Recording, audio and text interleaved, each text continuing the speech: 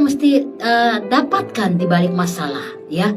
Saya percaya bahwa Tuhan punya rancangan yang indah, ya. Ada begitu banyak jawaban sebenarnya di balik ujian yang kita hadapi, ya. Dan di sesi kedua ini saya akan mengupas tips-tips bagaimana kita akan belajar.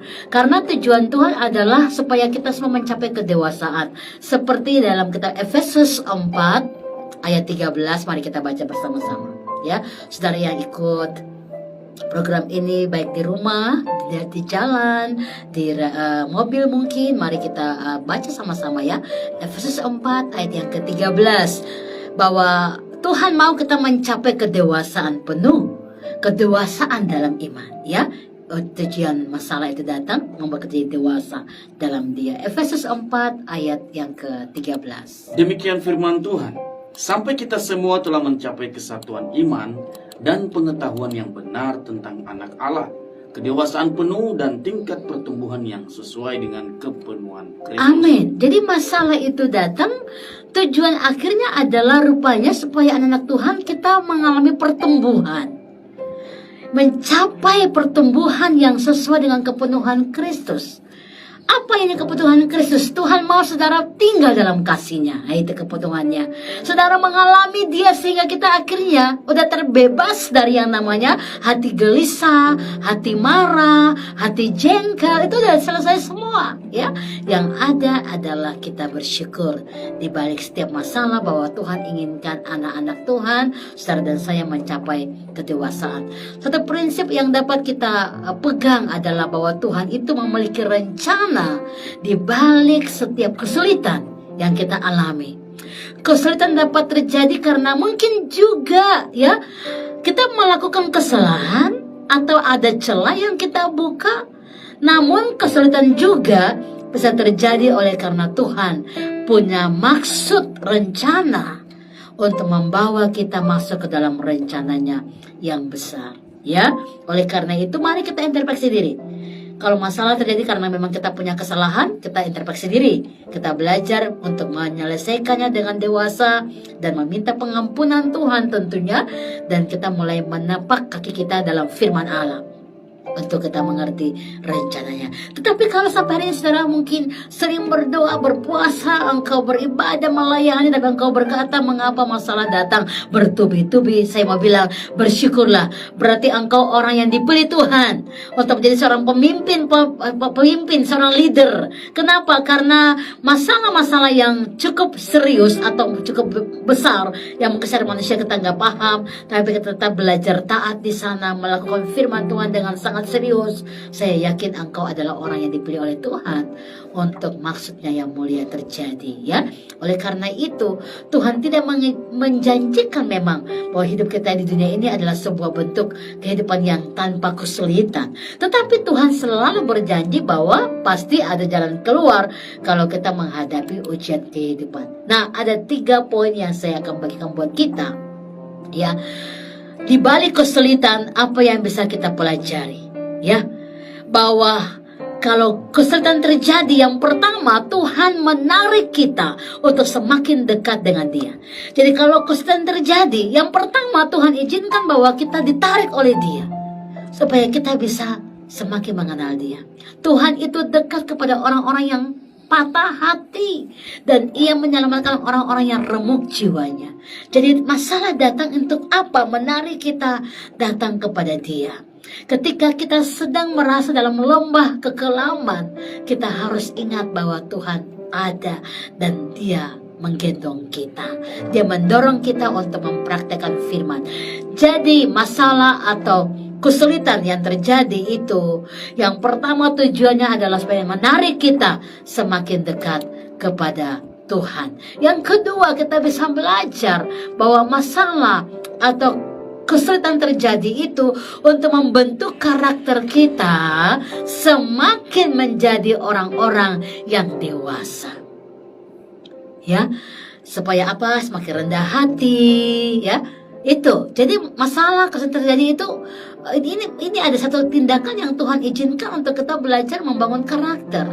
Ada orang-orang yang nggak paham kenapa dia menghadapi masalah itu berulang-ulang gitu ya. Lalu dia berkata, Tuhan kok masalah ini lagi sih, kok ini lagi sih, gitu. Lalu marah sama Tuhan gitu ya. Lalu bersungut karena keadaan itu. Tapi saya ingin katakan, jika Tuhan masih kasih saudara peluang 2 kali, 3 kali di tempat yang sama, berarti Tuhan lagi bicara bahwa selesaikan masalah itu ya. Contoh, Anda belum bisa mengampuni orang lain ya. Lalu Tuhan izinkan ada orang-orang lagi yang engkau merasa bahwa mereka menyakiti Anda. Bukan orang-orangnya yang menyakiti kita sebenarnya, tapi Tuhan lagi menguji kita sejauh mana kita sudah siap mengampuni orang yang bersalah kepada kita. Gitu saudara, ya. Nah, jadi kekacauan jiwa di masa lalu itu perlu diberesin, saudara. Ya, kepahitan di masa lalu itu perlu dibereskan. Ya, jadi ingat, karakter ini Tuhan mau membentuk kita. Masalah, persoalan terjadi supaya karakter Tuhan terbentuk dalam diri kita. Roma 15 ayat yang ketiga. Mari saudara buka Alkitab, kita belajar bersama-sama. Yang kedua, masalah persoalan terjadi itu adalah untuk membentuk karakter kita semakin dewasa dalam Tuhan. Roma 15 ayat yang ketiga. Demikian firman Tuhan, karena Kristus juga tidak mencari kesenangannya sendiri, tetapi seperti ada tertulis, Haleluya. kata-kata cercaan mereka yang mencerca engkau telah mengenai aku. Roma 15 ayat yang ketiga.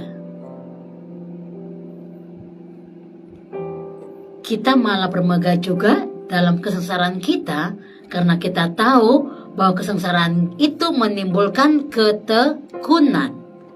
Ini luar biasa, bahwa kita bermegah di dalam Tuhan. Ya, dalam Roma 15 ayat 3 menjelaskan itu buat kita semua untuk mengerti bahwa kita mengalami ujian-ujian untuk mendewasakan spiritual kita, ya, karakter roh kita terbentuk. Jadi kesulitan-kesulitan yang kita alami ini dapat menunjukkan supaya kita menjadi orang-orang yang dewasa di dalam Dia. Semakin engkau dewasa, semakin engkau melihat rencana Allah, engkau akan belajar untuk tekun di dalam firman-Nya, ya. Jadi maksud semuanya itu ialah membuktikan kemurnian imanmu yang jauh lebih tinggi nilainya daripada emas yang fana, yang diuji kemurniannya dengan api, sehingga kamu memperoleh puji-pujian dan kemuliaan dan kehormatan pada hari Yesus. Jadi waktu saudara punya karakter dibentuk melalui masalah, melalui ujian, rupanya Tuhan sedang menambahkan kualitas iman saudara. Ya, 1 Petrus 2 ayat yang ke-7. Mari kita baca bersama-sama. 1 Petrus 2 ayat yang ke-7 ya. Haleluya. Firman Tuhan, karena itu bagi kamu yang percaya ia mahal, tetapi bagi mereka yang tidak percaya, batu yang telah dibuang oleh tukang-tukang bangunan telah menjadi batu penjuru, juga telah menjadi batu sentuhan dan suatu batu sandungan. Apa yang kita pelajari di sini dalam 1 Petrus pasal yang kedua, ayat yang ke-7 menjelaskan luar biasa ya. Kemudian kita belajar melihat di ayat yang ke-10, Tuhan berkata, kamu dahulu bukan umat Allah, tapi yang sekarang telah menjadi umat, yang dahulu tidak dikasihani, tapi yang sekarang telah beroleh belas kasih. Tuhan menunjukkan kasihnya yang sempurna buat kita. Jadi ada karakter, ada iman yang penuh dengan kualitas yang bertambah di balik ujian atau masalah yang engkau hadapi. Ya, poin yang ketiga, bahwa Tuhan mengizinkan kita menghadapi masalah, persoalan, ya, kesulitan itu untuk melatih kita untuk merespon dengan cara Tuhan. Artinya berpikir positif. Ya, tidak semua orang menghadapi masalah bisa berkata terima kasih Tuhan. Kenapa? Karena yang dia tahu adalah masalah itu satu yang menyakitkan, ya kan?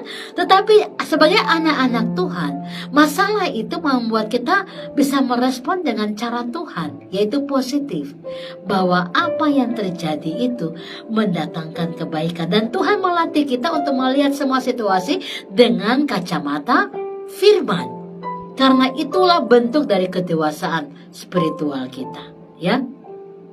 Maka mari kita belajar untuk melihat kepada janji Allah bahwa Tuhan menaruh rohnya di dalam kita supaya kita semakin kuat menghadapi tantangan persoalan ini. Ya, ingat bahwa semua rencana Tuhan itu pasti indah pada waktunya.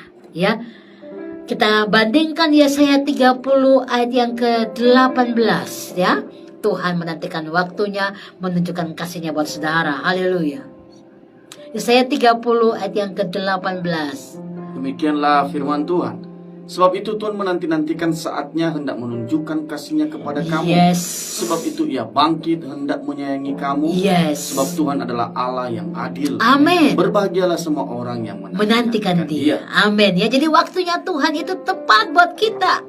Engkau berdoa sampai kapan Tuhan menjawab, kapan Dia menjawab, Dia yang lebih tahu. Jawaban adalah milik Tuhan, tapi kita ya berdoa non-stop, ya bersuka cita dan mengucap syukur, karena itu adalah cara yang positif, cara yang Tuhan inginkan. Waktu engkau menghadapi masalah, ya kita bersuka cita, mengucap syukur. Saya percaya ada kekuatan yang baru yang kita terima. Kalau orang menghadapi masalah, tapi yang terjadi adalah dia gampang menyerah, mengeluh, saudara akan semakin lemah. Tetapi engkau hadapi masalah, engkau mengucap syukur, engkau bersuka cita, maka saya yakin engkau memperoleh kekuatan yang baru dari Tuhan. Ya, oleh karena itu mari kita belajar melihat kepada rancangan Allah, bersuka cita, mengucap syukur, karena itu yang Tuhan inginkan. Lalu kita bandingkan Filipi 4 ayat 4 sampai dengan ayat yang ke-8. Mari kita baca sama-sama supaya pikiran kita positif. Mari kita lakukan ini ya. Filipi 4 ayat 4 sampai dengan 8. Haleluya. Bersukacitalah senantiasa dalam Tuhan. Sekali Yes. lagi kukatakan bersukacitalah. Haleluya. Hendaklah kebaikan hatimu diketahui semua orang. Yes. Tuhan sudah dekat. Janganlah hendaknya kamu khawatir tentang apapun juga. Haleluya. Tetapi nyatakanlah dalam segala hal keinginanmu kepada Allah dalam Yes. doa dan permohonan dengan ucapan syukur. Haleluya. Damai sejahtera Allah yang melampaui segala akal akan memelihara hati dan pikiranmu pikiranmu. Yes. dalam Kristus Yesus. Jadi akhirnya saudara-saudara, semua yang benar, semua yang mulia, Haleluya. semua yang adil, semua yang suci, semua yang manis, semua yang sedap didengar, semua yang disebut kebajikan dan patut dipuji, pikirkanlah Semuanya itu. Amin ya. Itu luar biasa. Bersukacitalah di dalam Tuhan. Sekali lagi katakan bersukacitalah. Berdoalah dengan tidak putus-putusnya, dengan penuh pengharapan. Ini kan sebenarnya Paulus lagi mendorong firman Allah ini. Waktu dia tulis, saya mau katakan saudara, dia berkata bersukacitalah senantiasa. Sekali lagi kau katakan bersukacita. Dia lagi mendorong dirinya yang lagi depresi karena dia di penjara. Dalam penjara, saudara. Dari penjara di Roma, dia nggak tahu kapan dia akan dikeluarkan dari penjara di Roma. Dia sedang tertekan luar biasa, tapi dia membangun rohnya. Bersukacitalah hai jiwaku, berharaplah kepada Tuhan, jangan berhenti berdoa. Dan saya mau katakan hari ini juga, kalau engkau menghadapi masalah apapun, engkau sedang mungkin terjebak dengan semua situasi yang engkau nggak bisa melihat jalan keluar, tapi mari dorong rohmu untuk bersukacita karena janji Allah, ya dan amin. Bersukacita karena firman Allah itu ya dan amin. Bersukacita karena kuasa Allah menaungi saudara. Dan bersukacita karena engkau tetap memegang firman Allah sebagai jawaban. Dan saya percaya bahwa apapun yang engkau hadapi, Allah turut bekerja dalam segala hal mendatangkan kebaikan bagi engkau yang mengasihi Dia. Roma 8 ayat yang ke-28. Haleluya. Thank you Lord Jesus. Roma 8 ayat yang ke-28, demikianlah firman Tuhan. Kita tahu sekarang bahwa Allah turut bekerja dalam segala sesuatu untuk mendatangkan kebaikan bagi mereka yang mengasihi Dia, yaitu bagi mereka yang terpanggil sesuai dengan rencana Allah. Amin, amin. Mari imani kita semua terpanggil untuk masuk ke dalam rencana Allah, sesuai dengan rencana Allah. Maka mari kita perkatakan firman Tuhan ini, semua yang terjadi mendatangkan kebaikan bagi kita yang mengasihi Dia. Amin, haleluya. Saya kembalikan kepada Mas J yang ada di studio. Haleluya. Haleluya. Terima kasih Bu Sari. Yes, haleluya. Praise the Lord. Kita malam hari ini mengenai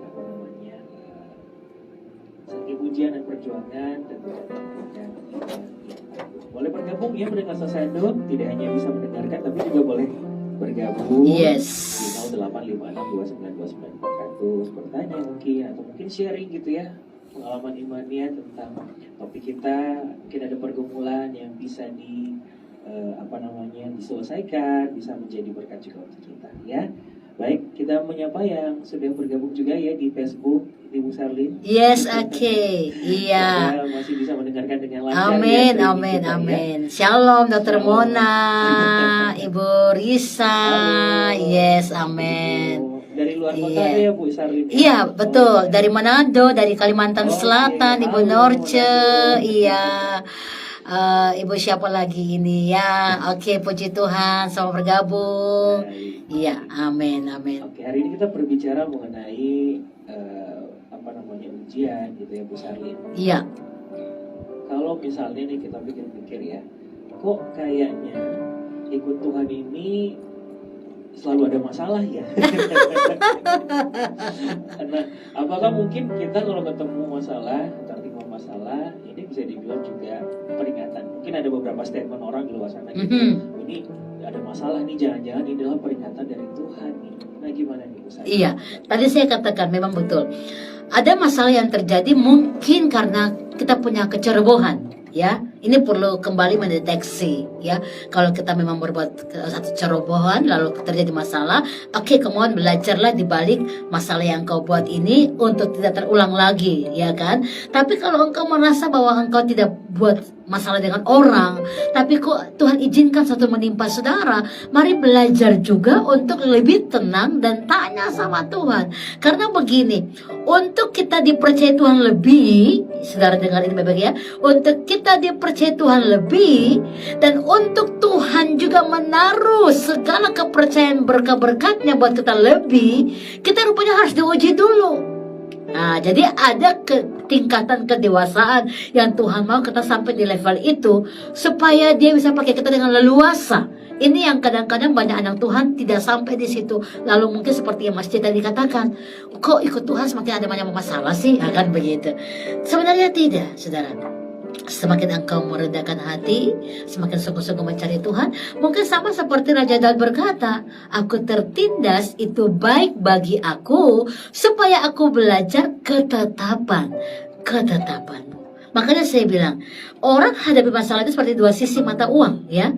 Artinya, satu, karena masalah dia semakin dekat sama Tuhan, amin. Atau karena masalah malah dia semakin jauh dari Tuhan.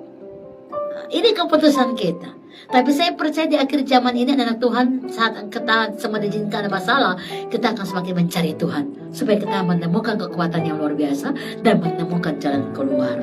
Dan itu yang perlu kita aminkan. Makanya izinkan ruangnya Tuhan, bagiannya Tuhan terjadi atas kita. Ya, supaya kita bisa melihat bahwa oh iya oke, mungkin kemarin-kemarin kita belum belajar sabar, tapi dengan masalah ini kita belajar sabar. Mungkin kemarin-kemarin aku belum bisa mengampuni orang dan aku pikir buat sesuatu untuk orang itu melihat bahwa aku ini bisa, dia pernah. Nah, jadi kadang-kadang begitu ya. Kita kalau lagi gak suka sama orang, kita ingin tunjukkan bahwa kita tuh lebih dari dia. Nah, ini pun motivasi-motivasi yang gak benar. Dan Tuhan rupanya uji kita di bagian itu ulang-ulang untuk kita belajar rendah hati, saudara. Bukan untuk mempamer-pamerkan sesuatu bahwa kita lebih dari mereka, tidak. Nah, ini juga perlu belajar. Makanya ada proses pemahatan bagian-bagian karakter kita yang tanpa kita sadar rupanya itu merusak kita punya spiritual dengan Tuhan, dan Tuhan mempahat itu. Belajar untuk menyerahkan hak-hak daging kita, ya. Seperti kita baca dulu deh Galatia 2 ayat 20. Ini statementnya Paulus yang kita perlu aminkan dan bahkan menghafal ayat ini ya, untuk kita belajar. Kalau kita sudah dengan Tuhan, berarti udah selesai semua urusan daging. Amin ya.